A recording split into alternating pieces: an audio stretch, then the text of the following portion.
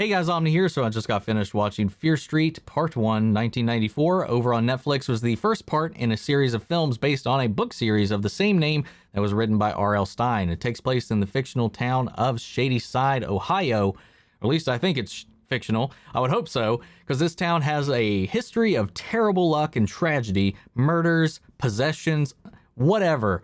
A lot of lore behind this show going into it, and it very much harkens to a lot of your classic R.L. Stine stories. This definitely, while it is rated R, it goes into the violence very hard. There is some brutal kills in here, and definitely some more adult subject matter. It definitely still feels like this came from the mind of R.L. Stine. This just feels like a series of Goosebumps novels were slapped together and then aged up a little bit. Now, the characters we're still following are all still teenagers, so it still fits the bill of your typical R.L. Stine narrative. If you are interested in my reactions to this movie, I was watching it, I did record that and post a full unedited reaction watch along over on Patreon, or if you become a member on the channel, we'll get you access to that as well. This is written and directed by a group of people that haven't really got a lot of theatrical work or feature-length work.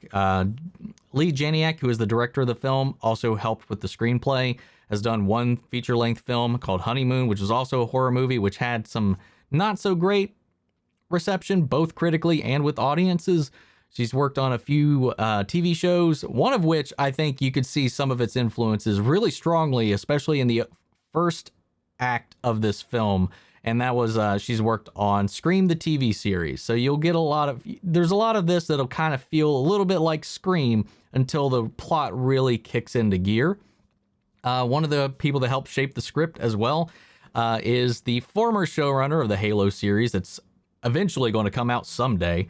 But this movie was pretty interesting. It was definitely, again, it's set in the 90s, and this movie goes hard with its soundtrack.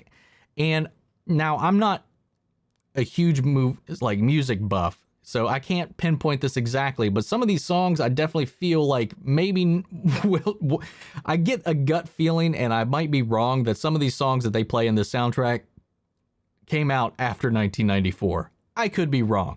A lot of them, though, most of them, I did recognize, especially since I grew up heavily during the 90s. So it was pretty interesting to see how they were hammering that into you.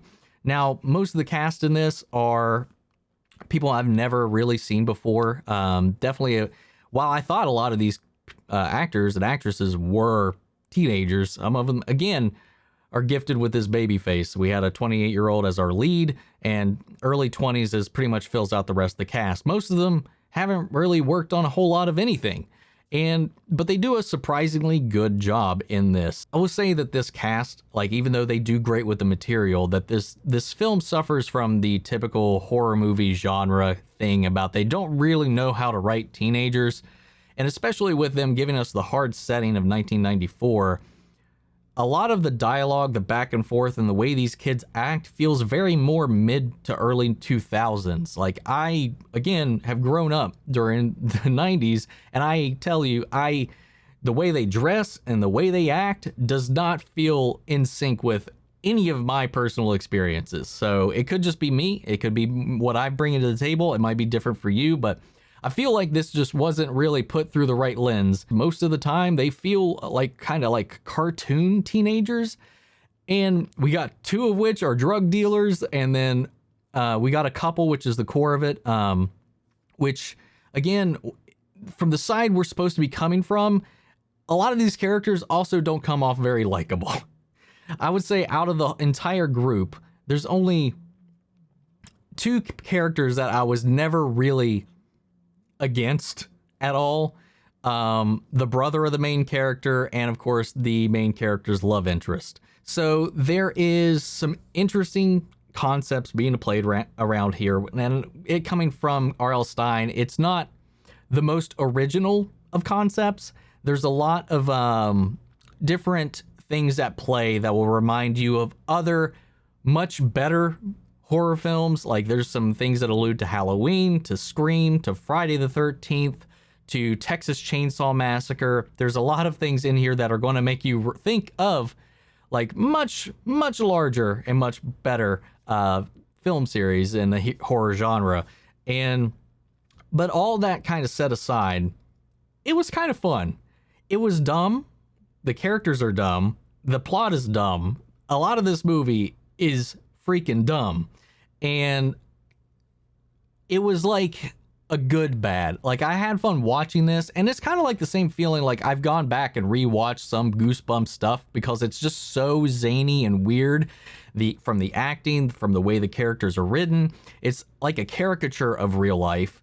And it's just like, it's entertaining to watch in that way, to kind of just go along for the ride, pick at it, have fun with it, and just not think about it. Because if you start to try to take this seriously, it will fall apart real fast. And I don't know if that's intentional with this. I don't know if it was directed to feel campy intentionally or cartoony intentionally, because like these characters are not realistic whatsoever. They are eccentric to the extreme with their personality traits. So it's a little interesting to see how this goes. Again, another R.L. Stine suffering that falls upon this film is the heavy reliance on exposition, and the way it's delivered to the audience is the most unnatural way it can happen. But I will say it was shot well. It was not edited great. There were some jump scares in here that were just unnecessary, but it was a playful concept, and it leaves me intrigued for where they're going to go with it.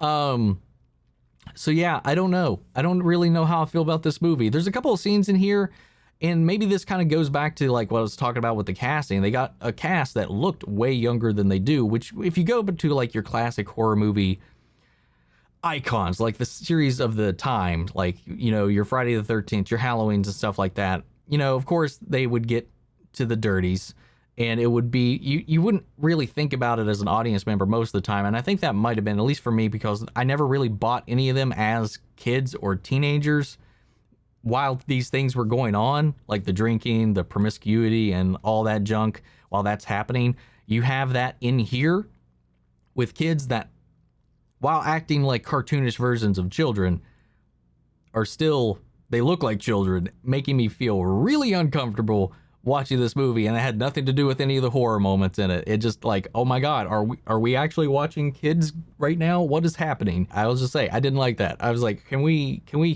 not do that right now? I know it's a horror movie thing, but can we move away from that, please, camera guy? My God. Anyway, the kills were interesting. The concept has promise, and I'm curious to see where it goes from here.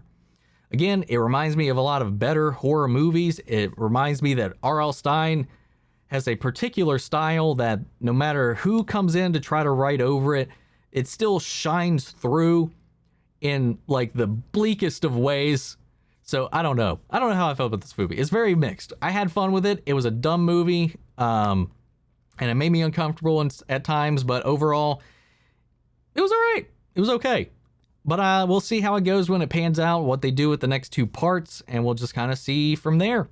See if they bring this into, just see if they follow through with that same tone in the next two films, or if it kind of evolves over time. But like, there's just a weird element to it that where I just don't know if the film is actually taking itself seriously, or if it's made to not take it like that. Like, I don't know.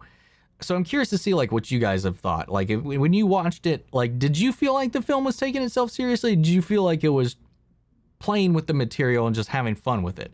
Because there's times where I'm feeling a little bit of both, and that's where I come out really conflicted. So sound off in the comments. Let me know your thoughts on this movie. Before we go, I do want to give a shout out to our current legends on the channel, Mandy Share, Ryan, Karen, and Jason Coleman. Thank you guys so much for your support. We got a Discord channel open if you want to come join that. Links to that and all my socials are in the description of this video. And that's it for now, and I will catch you guys in the next video. Take care, everybody.